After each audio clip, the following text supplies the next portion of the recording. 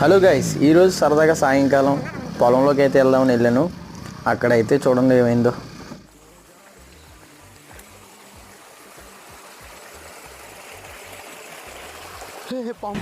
నమస్తే అన్నా నేనే కిరణ్ కుమారు ఉంటానా అన్నా. నమస్తే గైస్, ఇక్కడైతే 2 పాములు అయితే ఉన్నాయి గైస్. ఇక్కడ చూడండి, మనం అయితే ఇక్కడ చిన్న కాలువ అయితే దాటాల్సి ఉంది పొలంలోకి వెళ్ళడానికి.